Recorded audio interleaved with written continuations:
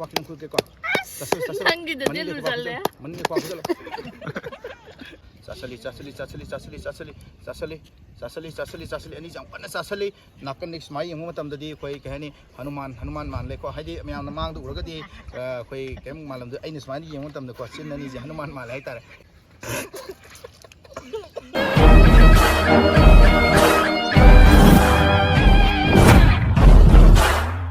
Hello guys, welcome back to my channel. Ngasidi patang kuira bagi tungda koi kaksingi mau ani ga haitare.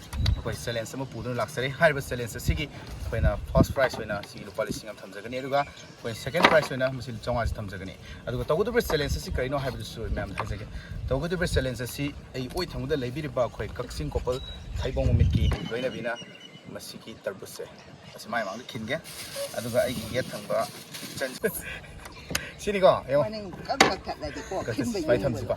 Tapi sa ni just high something ko mamanzum tani chama ni. Ada loko matam da. Ada yung biwa ni se.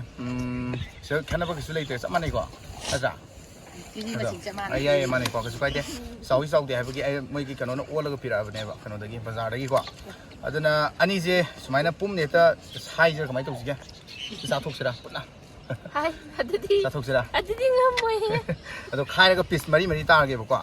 Piece mari je piece mari mamang da khai ga thamage adugi piece mari da magi sabung ambagi size to adu tana da bane ba ko minute piece ra minute piece mo ngamde surrender tok do adu da ngamro ha mi da ina second prize pirage ro sa ho mi da first prize pirage adu tara ga di khai da si ko okay jen khangba ngamoy hai tu me am ho no to si ko ai masing ahum thige masing ahum sida minute thamjaro horen kaigumba mana sigi piece mari sida ani chaba ngamaba mana ahum char ba du tadi mana fast tare ko adu mana kaigumba haidi masing hena chaba do du na fast ta doine ba adu surrender mark sida ngamdre loi cha thogadi best adu bu ngamdre hana surrender to ko second ta doini adu di ai masing thi horge ko chan horge ko 3 2 1 start start okay sasali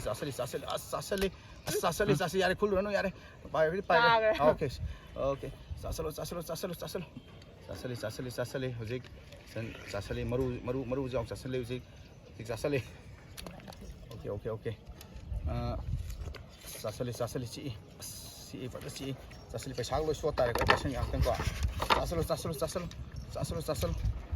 sina first sina second tapi sana human hinge ko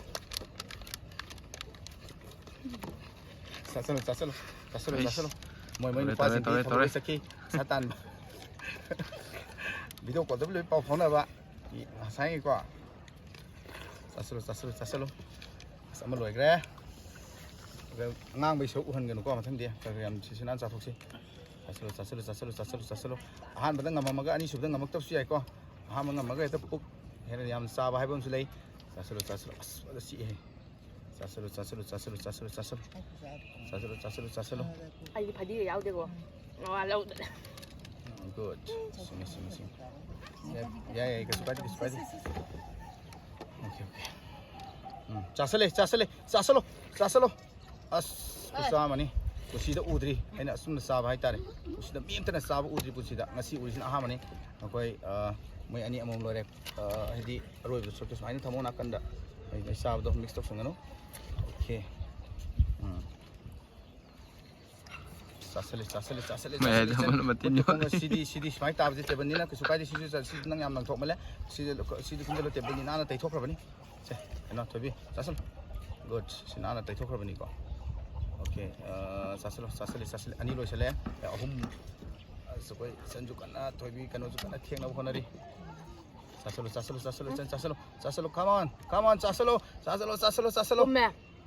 sasalo matau kramna haidi behani akoi tarbus se loi sana bang tani adubu matau kramna yam thuna sage habdo mai mit nupi habste mai mit makeup tawi ko akoi lipstick loi maktai mai mit makeup adubu makeup habse loi na kau thoga mai de keri ko habse thoga fast tana badi tana ri se koi sak thiba phajaba masta kaim khanda bida akoi haiba challenge sing amde ade haibgi mata gum koi kana sabiri akoi first star su second star su du phangdo leba paisa ngtani adu first star duna double helini haibadi koi ge mau si mafam dadi kyamuk yamna koi kahani sidi double help pa haibse ana ba haibto ma yamna sena khang mugune duna first star sina mau ori se ko ꯆꯥꯁꯜꯂꯦ ꯑꯅꯤꯃꯛ ꯆꯞ ꯃꯥꯟꯅꯅ ꯂꯣꯏ ꯑꯃꯃꯝ ꯂꯦꯝꯃꯤ ꯍꯧꯖꯤꯛ ꯆꯥꯁꯟꯕꯤꯌꯨ ꯍꯧꯖꯤꯛꯀꯤ ꯑꯅꯤꯒꯤ ꯃꯣꯏꯒꯤ ꯍꯧꯖꯤꯛꯀꯤ ꯆꯥ ꯂꯣꯏꯔꯕ ꯄꯣꯠꯁꯛꯁꯤ ꯊꯝꯖꯔꯦꯀꯣ ꯑꯗꯨꯒ ꯑꯁ ꯑꯩ ꯑꯗꯨꯝ ꯇꯤꯟ ꯌꯣꯠꯂꯤꯀꯣ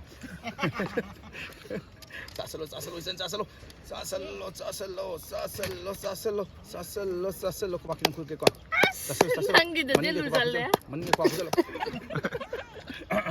ꯆꯟ ꯐꯗꯤꯁꯤꯅ ꯏꯃꯥ ꯈꯤꯇꯪ ꯀꯩꯅꯣ ꯇꯧꯕ ꯍꯥꯏꯔ ꯃꯥ ꯉꯥꯛꯇꯪ ꯂꯦꯞꯁꯤ ꯆꯟꯀꯣ ꯉꯥꯛꯇꯪ ꯂꯦꯞ ꯆꯥꯎ ꯑꯦꯛꯁꯀ꯭ꯌꯨꯁ ꯈꯤꯇꯪ ꯇꯧꯅꯁꯤ ꯉꯥꯛꯇꯪ ꯂꯦꯞꯅꯁꯤ ꯁꯤ ꯄ꯭ꯔꯣꯕ꯭ꯂꯦꯝꯁꯤ okay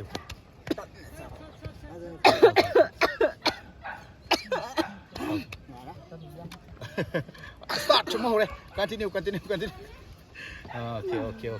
야암나 개해니. 야암나 누금라바 통나 팔바 거의 몽었더니 거의 개해니. 거의 군아이시다 하이따래.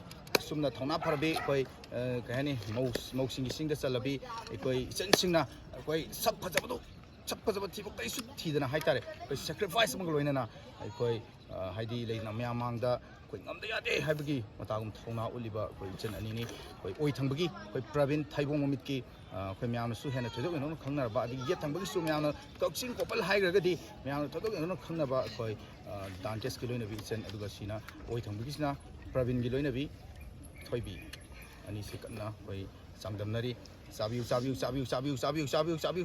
ama tang leme haidna mana hangani hebli te chen amuk chasala kanda husigi last loram dai de se nang makusu yai natra adigi thebi su kana sari train si ko squad henjana ba squad maru ongtani maku ongtani ko squad maku di saw haide ko myam se man jawri ba angang bagi sokse masi khatani myam lokhat ti de si husik thukai massage automatic kallis mana thek na phona tabda koi khut na ga haitare ki moina di khangja moi ai ji kyam yamna kalli habdu hadi moi chaiba thongna jim khutna sumai thek lei ni hojiki moi gi tarbus khutna thugai ne ba thangna khai bo kodai no hain da thongna se pangan ji kim tik kalli yengyu myam dana hadi pesap sing ti ko siong yeng isi yang gani ko sa du jason fast second fast kam low phai fast low phabra second low phabra tasuru the sai iti ma ka ting kang ne siwang ga Sadim sang apa?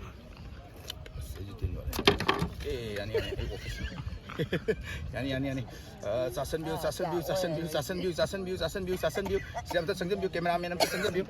Okey place dia jauh mahi jam tu view koi semua koi kaya ni mahi je yon macam tu tu kita tiksit lagi ni ay tane. Mahi yang tu tarik koi place tu kau. Ay budi kari hai ni. Nak kan tu kau siung yang pergi yang kau masih jauh. Terus hari lah, hari esok sudah. Semai kita help tahu dia mah. Kita harap pemalik kok.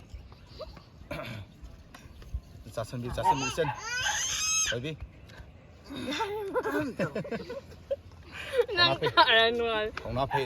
Thongna phai, dokimatik thongna phai. Isan ju wangang madagi hujik tu mina lekre. Karena sasali. Ko isan sasali ngam dia habe mata gum ko sasali ani jang pana sasali nakan next mai yeng matam dadi koi kahani hanuman man le ko haidi myam namang du uragadi koi kem malam du aina smani yeng matam da ko sin ani je hanuman mal hai tar sasan biu samana loi sale aroi bagi sigi pisidi loi chathok biu ko sasali ऐसी में ही जो थक्सन गदम ने खुद ना जरूर ना माने का नहीं संबिया पोते लेते हो पोते इलेक्शन गदम नि को यार बा चल चल मां चाबियो चल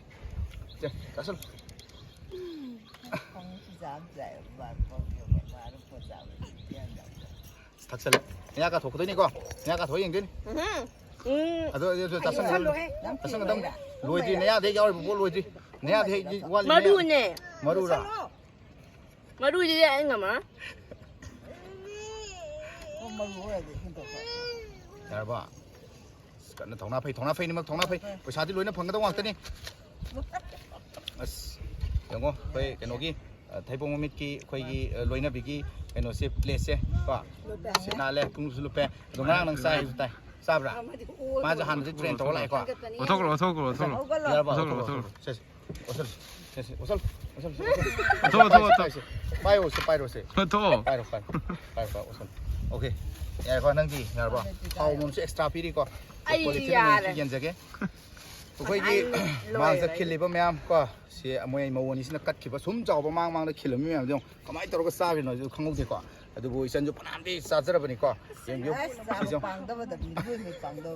เสียงบ้าคุยแต่เสียงบ้าคุยตร์บุษบะฮีอะไรก็ดี place ที่ยาวสิน้ำเทียมอยู่แม่มาสิสิ่งยานบิสเนสสิ่งยานบิสเนสที่มาสิมาสิ natural นี่ให้ตาย natural ให้ไหมอะตัวที่สุ่มตัวนั้นคุย challenge นี่สิว่าจะนั่นดีสักทีโอ้ยน้ำมันดินั่นน่ะใช่ตัวคุยส่วนกี่แม่เอาสุขขังมันก็นี่ก็ให้ดีกันนะจวดปะตั้งหันกี่ไปนี่ plate ที่เอาบุกี้ฉันอยู่ใส่กันนั่นดีคนนั้นนี่อะตัวบุงั้นสิกี่ไอ้คุยกี่second prize นะฟังบิ๊กครับว่าไอ้คุยกี่อีเซนก็ใช่อีเซนใช่ secondก็อะตัวหันมันนี่มันปีสิแม่หันชื่อหันบ่ก็อะสิใครนี่ใครพาวิทำไมล่ะให้ดีตั้ง express คงด second ตาไปนุ่งไอ้ตั้งคงด Mem, em nuôi pasta bằng tôm cho xe kia đôi đó.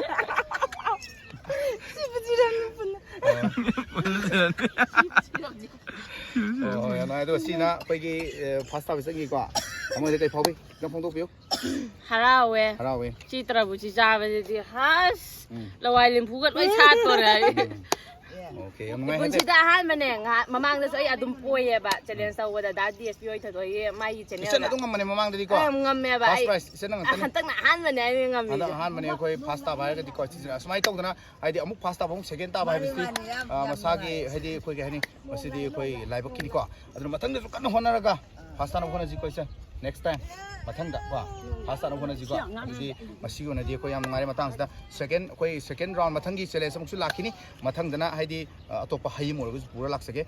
Makoi ni mana sama nana challenge terus kan ni. Aduh bukan kau nanti kau thaibong meet ke nupis na fast apa kita untuk policy ngam fangre. Kau kasing couple ki dantes ki nupis na kau second apa kita untuk second prize pangai. Aduh yang ngasih kau nanti matang solution jaga meam mesti dah suai kibelan kibi awal gusu si apang mana sana ini. Kalau laga mesti ngapi gani. Okay, jadi ngasih di meam suai solution jaga.